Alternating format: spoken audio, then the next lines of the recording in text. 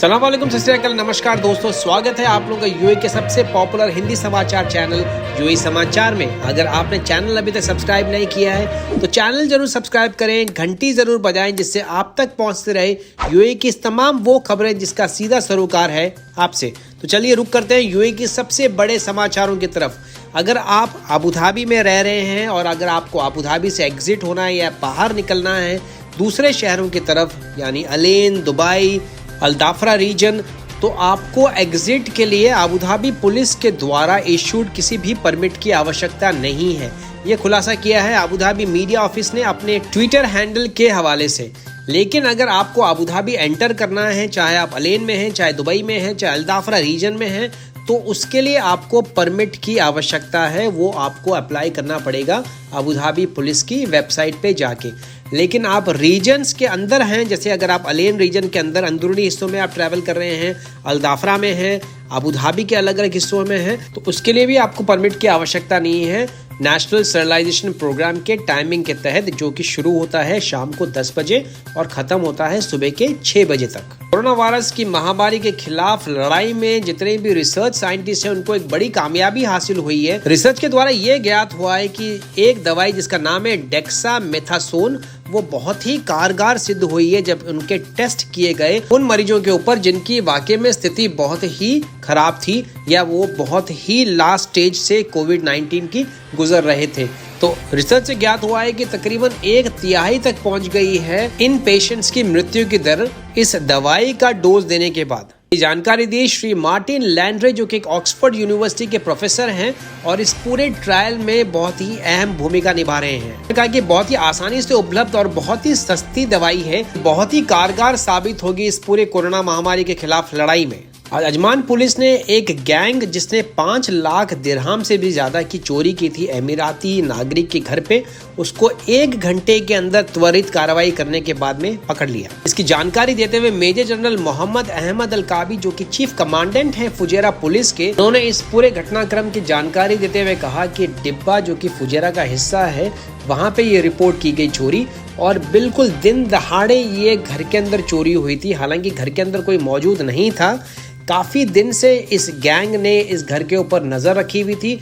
उसके बाद में उन्होंने घर में काम करने वाले नौकर को भी इस पूरी चोरी के अंदर शामिल किया और इसके बाद ये चोरी करके निकल गए अजमान शहर की तरफ, अजमान अमीरात की तरफ। फुजेरा पुलिस ने अजमान अमीरात की पुलिस को इसकी जानकारी दी, जिसके बाद एक्शन लेते हुए तकरीबन 1 घंटे के अंदर सारा माल समेत इस पूरे गैंग को गिरफ्तार कर लिया गया। दुबई की बजट एयरलाइन फ्लाई दुबई ने अनाउंस किया है कि उन्होंने तमाम हवाई जहाज के अंदर डिसइंफेक्शन प्रोग्राम अचीव कर लिया है, कंप्लीट हो चुका है और एयरलाइन पूर्ण रूप से तैयार है नियमित उड़ानों को संचालन करने के लिए। उन्होंने कहा काफी सारे लेटेस्ट टेक्नोलॉजी का उपयोग किया जा रहा है। जैसी यात्रा शुरू होगी यात्रियों को किसी भी किस्म की सुविधा नहीं उठानी पड़ेगी। उन्होंने भरोसा दिलाया कि सारे के सारे स्वास्थ्य अधिनियम को फॉलो किया जा रहा है पूर्ण रूप से संचालन करने के लिए। मिसाल के तौर पे जितने भी कैबिन हैं उसके अंदर जो हवा का सर्कुलेशन है वो हर 2 से 3 मिनट में चेंज होता रहेगा। इसके लिए हैपा फिल्टर्स का इस्तेमाल किया गया है, जो कि 99.9% तक छोटे छोटे मात्रा में हवा में मौजूद जो कण होते हैं, जो पार्टिकल्स होते हैं, वो उसको भी खींच लेता है और हवा को बिल्कुल शुद्ध कर देता है। दुबई और राजधानी अबू धाबी में बहुत तेजी से गिरावट देखने को मिली है कोविड-19 के नए केसेस में। जानकारी दी है डॉक्टर आमिर अहमद शरीफ, जो कि हेड हैं Dubai covid command and control centre के। तो काफी सारे अस्पतालों में एक भी केस नहीं है कोविड-19 का और तमाम सरकारी अस्पताल और जो प्राइवेट हॉस्पिटल्स हैं उनमें नॉर्मल रेगुलर ट्रीटमेंट्स भी शुरू किए जा चुके हैं। उन्होंने कहा कि दुबई बहुत ही तेजी से नॉर्मलसी की तरफ बढ़ रहा है और बहुत ही जल्द पूरी तरीके से सिचुएशन पे काबू पा लिया जाएगा। उन्होंने कहा बहुत ही तेजी से गिरावट देखने को मिली है नए इन्फेक्शंस में पिछले 3 हफ्तों की अगर हम बात करें, और रिकवरीज का जो रेट है वो भी दूसरी तरफ बहुत तेजी से बढ़ा है और नए केसेस जिनको की हॉस्पिटलाइजेशन की जरूरत है यानी कि अस्पताल में भर्ती होने की जरूरत है,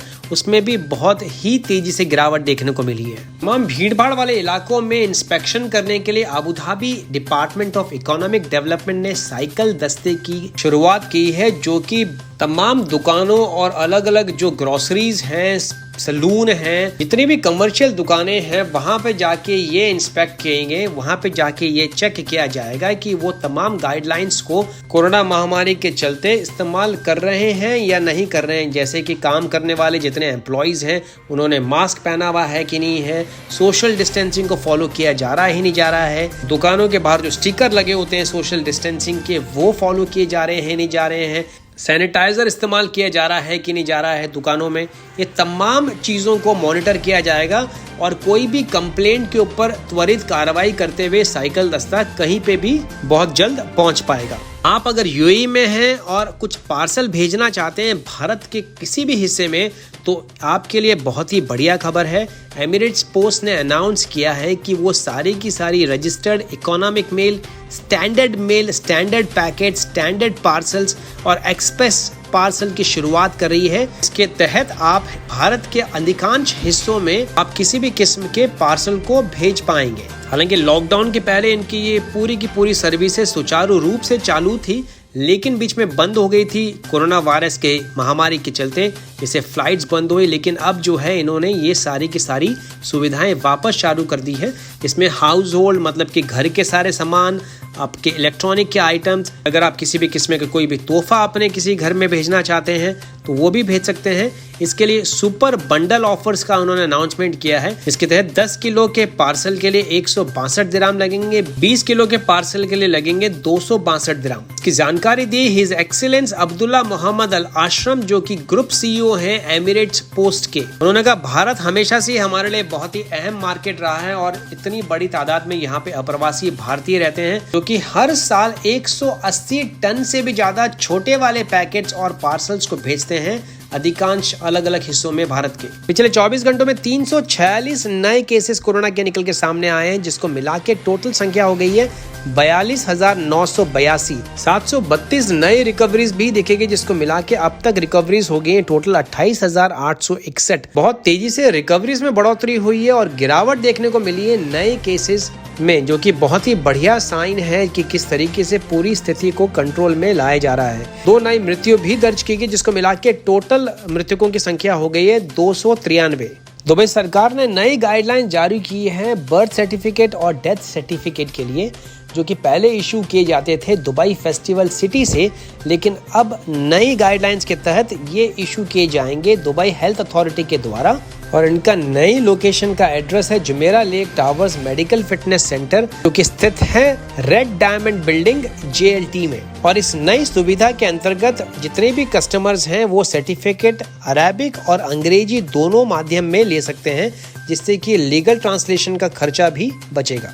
आज एक अमीराती ड्राइवर बहुत ही गंभीर रूप से घायल हो गए जब उनकी गाड़ी खड़ी हुई एक पिकअप जो कि रोड के बीच में रुकी हुई थी उससे जाके टकरा गई। इसकी जानकारी दी ब्रिगेडियर सैफ माहिर अल मजरूई, जो कि डायरेक्टर जनरल है दुबई पुलिस के ट्रैफिक डिपार्टमेंट के। इन्होंने इस पूरे घटनाक्रम की जानकारी देते हुए कहा कि पिकअप और छोटी गाड़ी में टक्कर होने के बाद में पिकअप ड्राइवर ने गाड़ी को रोड के बीच में ही रखा, उसने हटाया नहीं, जबकि छोटी गाड़ी के ड्राइवर ने उस गाड़ी को बाहर सेफ निकाल के साइड में पार्क कर दिया।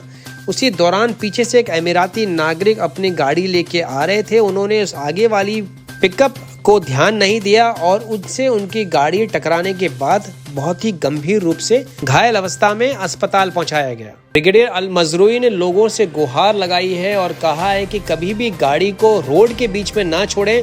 किसी भी स्थिति में अगर कोई भी इमरजेंसी है तो प्लीज रोड से निकाल के गाड़ी को शोल्डर लाइन के उस पार सेफ जगह पे पार्क करें। अगर गाड़ी चलने की स्थिति में नहीं है तो तुरंत पुलिस को कॉल करें और पुलिस मदद के लिए जल्दी ही पहुंचेगी। चलते चलते नजर कर रहा हूं 2 लाइनें आप सभी के लिए।